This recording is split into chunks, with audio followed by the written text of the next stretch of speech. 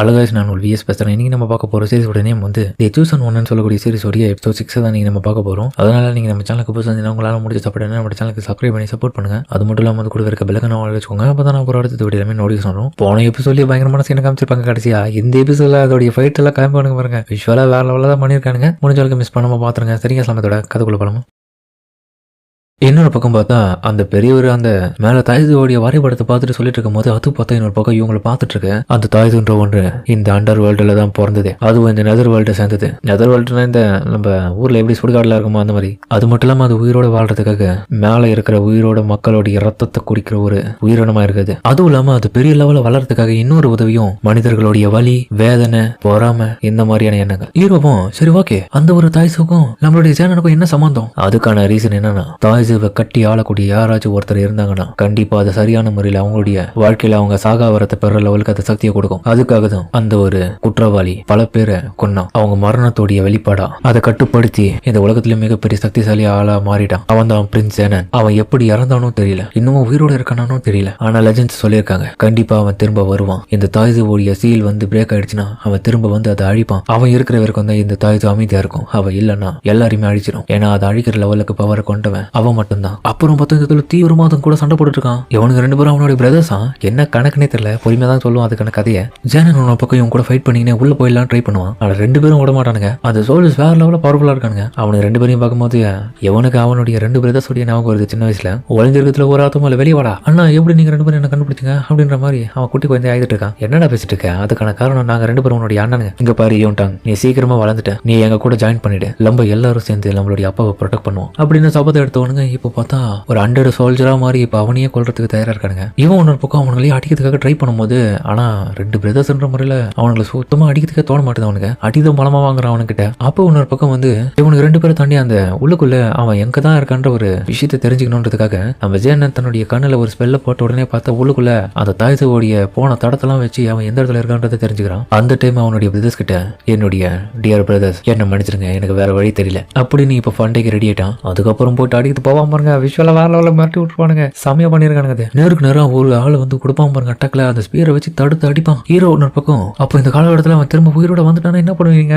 அவன் வந்துட்டானா அவனை மன்னிக்கவே மாட்டேன். என்னடா பேசிட்டு இருக்க நீ? ஆட கடவுளை என் கைதான் வலிக்குது, என்னடா தலாது முட்டாள் தட்டமான விஷயத்தை இங்க பேசி என் உயிரை வாங்காத. அப்படியாப்பட்ட பீஸ் திரும்ப உயிரோட வரதுக்குள்ள வாய்ப்பு இல்லை. அதுவும் இல்லாம இந்த இடத்துல பாரு, அப்படியாப்பட்ட மோசமான கொலகாரம் இந்த இடத்துல வந்தா இன்னும் எத்தனை பேர் இந்த இடத்துல கொண்டு குவிப்பான்றது கனவுல கூட யோசிக்காதரா முட்டாள். டேய் நீ சயின்டிஸ்ட் தான்டா, எதுக்குடா இப்படி பேசிட்டு இருக்க வினோதமா? நீ இன்னும் மறிக்கிற என்னடா விஷயம் சொல்றா? டேய் நான் பிராங்கா சொல்றேன். சொல்லி இந்த இடத்துல ஸ்பிரிட் கேதரிங் அல்டர் இருக்கிறதுனால முக்கியமான ஃபங்க்ஷன்ஸ்லாம் இருக்கிறதுக்கான வாய்ப்பு இருக்கு. எங்கடா போற? வாங்கடா, இன்னும் நிறைய ரகசியங்கள் இந்த இடத்துல தெரிஞ்சுக்க வேண்டியது இருக்கு. அதை போய் பார்ப்போம். தலைமை அதுக்கப்புறம் அந்த இடத்துல ஒரு பட்டன் அழுத்தின உடனே இன்னொரு டோர் ஓப்பன் ஆகுது. எங்க என்னுடைய ரிசர்ச் பிரகாரம் 1000 வருஷம் கடந்து போயிடுச்சு. பூமியில மிகப்பெரிய ஒரு விண்கல் வீழ்ந்தப்போதான் அந்த தாய்ஸும் இந்த பூமிக்குள்ள வந்தது. அதுக்கு பயாலஜிக்கலா பெரிய லெவல் எந்த விதமான உருவமும் கிடையாது. ஆனா அதை அடைக்க உருவாக்குறது தான் இவ்வளவு பெரிய சிறையே. ஆனா அப்படியாப்பட்ட சிறையை உடைச்சுக்கணும் எப்படி வெளியே வந்ததுன்னு தெரியாது. ஆனாலும் இந்த பச்சை கலர்ல இருக்கிற இந்த ஒரு விஷயம் எல்லாமே அதை கட்டுப்படுத்துற ஒரு சக்தியா இருக்கிறதுனால இந்த கோயிலை சுத்தி மொத்தமாவே அதை வச்சுதான் கட்டிருப்பாங்க. ஏன்னா இதுக்குள்ளதான் அது அடப்பட்டு இருக்கும். இதை தாண்டி அதால வெளியே வர முடியாது. சரி, அதுக்கு என்னப்பா? இதெல்லாம் ஆல்ரெடி எனக்கே தெரியும். லெஜெண்ட் சொன்னது என்னமோ உண்மைதான். மெத்தி எப்பவுமே உண்மை ஆகாதுன்னு சொன்னாலும் தாய்ஸு நம்ம கண் கூட பார்த்தது. கண்டிப்பா இந்த ஒரு விஷயம் கோவாங்கியா கிளானால எழுதப்பட்டிருக்கு. கண்டிப்பா இது பொய் இல்ல. திரும்ப கண்டிப்பா அது வரதுக்கு வாய்ப்பு இருக்கு. தாய்ஸுக்கு ஒரே ஒரு எனிமி தான் ஹெவன்லி கனெக்ட் ஆன ஒருத்தன். டீமன்ஸ் அண்ட் ஈவில் ஸ்பிரிட்ஸ் அடிக்கக்கூடியவன். அந்த காலகட்டத்தில் இவ்வளவு பெரிய வேலையை பண்ணி மக்களுக்கு நிம்மதியை கொடுத்தான். சரி ஓகேயா, தாய்ஸோடைய நேச்சுரல் எனிமி யாரியா? அப்ப நம்ம ஹீரோ ஒரே ஒரு விஷயத்தை தான் யோசிக்கிறான். அது வேற யாரும் இல்ல, நம்ம பிரின்ஸ் தான்றது.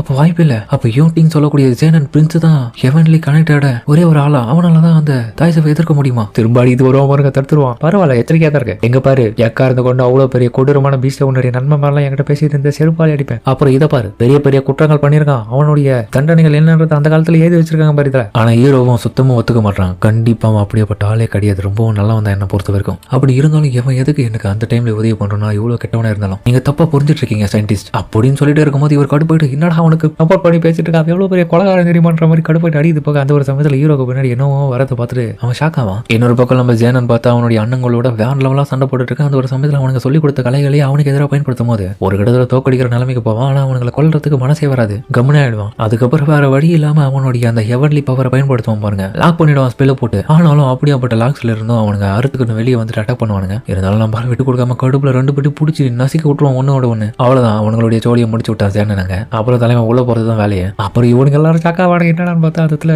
நிறைய லேடிஸா இருப்பாங்க. அவங்க எல்லாருமே பிரெக்னெண்டா இருக்காங்க. அதுவும் இல்லாம வித்தியாசமா இருக்காங்க. இந்த மம்மி படத்துல வர மாதிரி ப்ரூஸ்லி பார்த்தா ஆர்வத்துல யாருமா இவங்க தொட்டு பார்க்கலாமான்ற மாதிரி போவோம். டேய் தொடாதரா அமைதியாரா கிளவனும் தம்பி இது நான் ரிசர்ச் பண்ணி பார்க்கலாமா? டேய் அசிங்கமா கேட்டுருவேன். வாயா போயிடுவோம். இவங்க எல்லாம் இன்னமும் என்ன பண்ணிக்கிறாங்கன்னு தெரியல. கவலைப்படாது எனக்கு ஒன்னாவது. என்னையா சொல்ற? இவங்க எல்லாம் பல்லாயிரம் வருஷமா இந்த இடத்துல அடைஞ்சிருக்க மாதிரி தெரியுது. அதனால இவங்களை பத்தி கவலைப்படாது. இவங்க இப்படியே தான் இருப்பாங்க. இப்போ லூஸ் மாதிரி பண்ணாதயா வாயா போயிடுவோன்ற மாதிரி ஹீரோ பழமை இருந்தாலும் அந்த ஆள் பார்த்து அவனை கிராஸ் பண்ணி போயிட்டு இருக்கான். ஹீரோவை தனக்கு வேற வழி இல்லைன்னு தொட்டு அவனையே கூட்டினு அந்த லேடிஸை கிராஸ் பண்ணி போகிறான். அப்ப போகும்போது அந்த கிழவனும் ஒரு முக்கியமான விஷயத்த சொல்றான். இவங்க எல்லாரும் இப்படி இருக்கிறதுக்கான காரணம் இருக்கு தம்பி. அது என்ன தெரியுமா? டென்ஷன் காலத்துல இந்த தாய்து ஓடிய இந்த குகையில தேர்ந்தெடுக்கப்பட்ட இளமையான பொண்ணுங்களை ஊர் மக்கள் சாக்ரிஃபைஸ் பண்ணுவாங்க. அப்படியாப்பட்ட பொண்ணுங்க எல்லாருமே ஒட்டுமொத்தமா இந்த தாய்துக்காக சாக்ரிஃபைஸ் பண்றதுக்காக அமைச்சிருவாங்க. அதுவும் ஒரு அரக்கன் வந்து இந்த இடத்துக்கு இட்டுன்னு வந்துட்டு இருப்பான். இவங்க எல்லாருடைய வேலை என்ன தெரியுமா? தாய்துவோடைய குழந்தைய பெத்து கொடுக்கறது மட்டும்தான். அதுக்காக தான் இவங்களை உருவாக்கிருக்காங்க. யோ என்னையா சொல்ற? ஒண்ணுமே புரியல.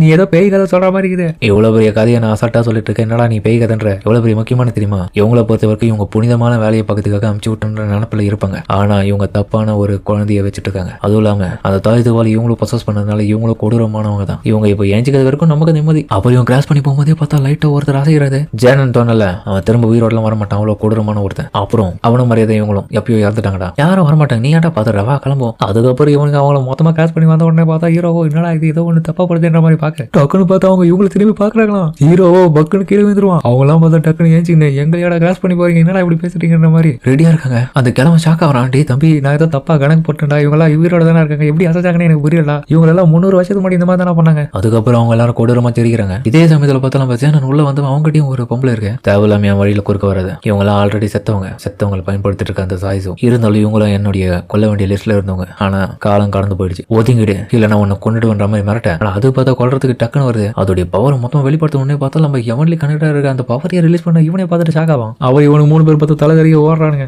கிளவா நீ பண்ண வேலையை பாத்தியா? எல்லாரும் ஓடி வர வேண்டியதா இது.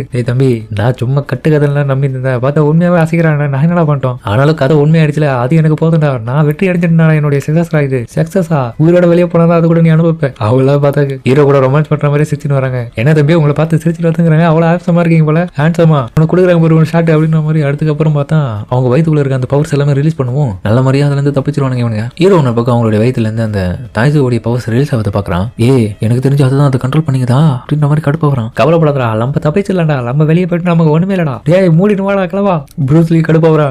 ஏன்டா உயிர் எடுக்கிறீங்க? பின்னாடி சேஸ் பண்ணி வந்துங்கிறதுனால நம்மள கொடூரமா கடிச்சு தின்ற போதுங்களா? ஓடுங்கடா மூடிட்டு. எனக்கு கத்த வைக்காதீங்கடா. நான் என் ப்ரூஸ்லி போய் பார்த்து பாலாபிஷேகம் பண்ணடா. நான் போயிட்டு வரேன்னு சொல்லிட்டு அவன் ஓடிடுவான். விட்டு ஓடாதரா. அப்புறம் பார்த்தா கிளவனும் கவலைப்படாத தம்பி. அந்த சோல்ஜர்ஸ் பின்னாடி வந்துங்கிறாங்களா இந்த பொம்பளை அவங்க பார்த்துப்பாங்க. எனக்கு 2 பேரும் குடும்பம் நடத்துற மாதிரி பேசிருக்க. கம்முட வாடா. அப்புறம் பார்த்தா அந்த சோல்ஜர்ஸ் சேர்ந்து துரத்துதுங்க. அதுக்கப்புறம் இவனுக்கு 2 பேர் ரூட்டை மாத்தி போகுதுல. அது ஒரு பக்கம் கிராஸ் பண்ணி போயிடா. என்னடா இது இடம் வந்திருக்கு இந்த இடத்துல வந்து திரும்பியும் வேற ஆப்ஷனே இல்ல. நம்ம சண்டை போட வேண்டியதான்னு சொல்லிட்டு பார்த்தா சயின்டிஸ்ட் பாடியை காமிப்பா பாருங்க. அடிச்சடியில பார்த்தா மொத்தமா சோழியை முடிச்சு விட்டுருவான். பார்த்தா வெடிகுண்டு பாக்ஸ் எடுத்து வந்திருக்கான். சயின்டிஸ்ட் நீ வேற லெவலியா என் உயிரியை காப்பாத்தியா நீங்க? இதுக்கு முன்னாடி கேவலமா என்ன கிழவன் சொல்லியிருந்தேன். இப்ப நான் மரியாதை வருது. இதுதான் என்னுடைய அல்டிமேட் வெப்பன் ஆச்சு. சரி சரியான சமயத்துல யூஸ் பண்ணிட்டேன். அப்புறம் பார்த்தா இன்னும் சோல்ஜர்ஸ் வரானுங்க. ஓரா டெம்பிள் ரன்ல ஓடுற மாதிரி இருக்குதா? உங்ககிட்ட இன்னும் ஃபயர் ஒர்க்ஸ் இருக்காயா? இல்லடா தம்பி எல்லாத்தையும் பயன்படுத்திட்டேன். அதுக்கப்புறம் 2 பேரும் சேர்ந்து தீவிரமா ஓடுறானுங்க. இன்னும் ஒரு இடத்துல போனதுல ஒரு ரூம் கிட்ட வந்துட்டானுங்க. எந்த வழியா போகுது? இங்க நிறைய வழி இருக்கு. எனக்கு தெரியல தம்பியா. எது போனா சரியா இருக்கும் தெரியலன்ற மாதிரி பார்க்க எல்லாத்தோடைய நுழைவாயில் மேலையும் பார்த்தா ஒரு சிம்பிளோட ஒரு எழுத்தும் போட்டிருக்கேன். இது ஆர்டினரியான டோர் கிடையாது. அதுல பார்த்தா இன்ஜுரி, இன்னத்துல பார்த்தா ஓப்பனிங் ஹீலிங் போட்டிருக்கு. ஹீலிங்ல போடுவோமா? ஏன்னா மொத்தமா 8 கதவு இருக்கு. எதனா ஒன்னு சூஸ் பண்ணி போகலாம் தம்பி. இப்படிதான் நல்ல வழியில போனா அதுக்கப்புறம் ஆபத்து பெருசா வந்துடும். அதுக்கப்புறம் அது க்ளோஸ் அப்ல ஹீரோ பார்த்துட்டு நீ சூஸ் பண்ணவே தேவை நானே கூட்டு போறேன் வான்ற மாதிரி. அதுக்கப்புறம் பார்த்தா டெத்துன்னு இருக்கிற வழியா கூட்டு போயிடுவான். தம்பி என்னடா பண்ற?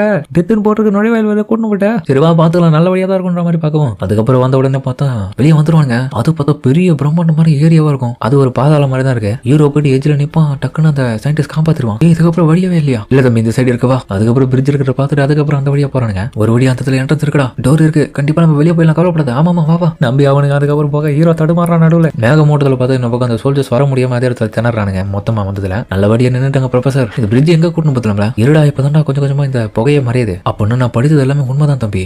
ஏன்ஷியன் டைம்ல லெஜெண்ட்ஸ் எல்லாமே சொன்னது இதுதான். இந்த மாதிரி ஒரு இடம் இருக்குன்னு சொன்னாங்க அண்டர் வேர்ல்டுல. இதுதான் டிவைன் ஷ்ரைன். இந்த கோயில் உண்மையிலே இருக்கு. என் வாழ்க்கையில நான் சாதிச்சிட்டேன். தாய்துவை கண்டுபிடிச்சிட்டேன். இது மிகப்பெரிய விஷயம். உலகத்துல நான் இதுக்கப்புறம் ஃபேமஸ் ஆயிடுன்னு சொல்லிட்டு அவன் சொல்லிட்டு இருக்கேன். ஹீரோ அதெல்லாம் கண்டுக்காம அதை பார்த்து மை மறந்துட்டு போயிட்டு இருக்கான். முன்னாடி அவன் கரெக்டா காலடி முன்னாடி எடுத்து வச்ச உடனே அவனுடைய அந்த ஸ்பெல் பேப்பருடைய டைம் லிமிட் முடிஞ்சிருச்சு. உடனே பார்த்து அந்த தாய்துவும் ரியாக்ட் ஆகுது. சீல உடச்சின்னு வெளியே வரேன். லம்பால் இன்னொரு பக்கம் பார்த்தா வேற லெவலில் எல்லாரையும் போட்டு தள்ளிட்டு வந்துட்டு இருக்கான். டிவைன் ஸ்ட்ரெயின்குள்ள தான் இந்த தாய்த்து இருக்கா. அப்பனா சரியா நான் இந்த இடத்துக்கு தான் வந்திருக்கேன். டேய் தம்பி வாடா எங்கடா போற? அதுக்கப்புறம் ஒரு பயத்துல போயிட்டு ஒளிஞ்சுக்க. ஹீரோ பார்த்தா ஏதோ ஒரு குழப்பத்திலேயே போயிட்டு தேவையில்லாம அந்த கதை ஓப்பன் பண்ண ட்ரை பண்றான். அந்த ஒரு சமயத்துல அவனுக்கு மேல இருக்கிற இன்னொரு கண்ணு பார்த்து ஓப்பன் ஆகுது, 3வது கண்ணு. ஒரு வழியா எனக்கு சுதந்திரம் கிடைக்க போது இவனால, நான் புதுசா போறக்க போறேன் அப்படின்னு அந்த தாய் சொல்ற. ஈவில் ஸ்பிரிட் பார்த்தா இப்ப ஹீரோக்குள்ள வரதுக்காக ட்ரை பண்ணுது. அதோட இந்த எபிசோட் முடிக்கிறாங்க. சரிங்க, இந்த வீடியோ அப்படின்னு எனக்கு கமெண்ட்ல சொல்லுங்க. மறக்காம இந்த வீடியோக்கு பிடிச்சிக்கணும், நம்ம பிடிச்ச தலைக்கு போட்டு நம்ம சேனலுக்கு சப்ஸ்கிரைப் பண்ணி சப்போர்ட் பண்ணுங்க. அது மட்டும் இல்லாம அது கூட இருக்க பெல் ஐகான் ஆல்ல வச்சுக்கோங்க. அப்பதான் நம்ம அடுத்த வீடியோ நோட்டீஸ் பண்ணுவோம். சரிங்க, இதோட இந்த வீடியோ முடிச்சுமா.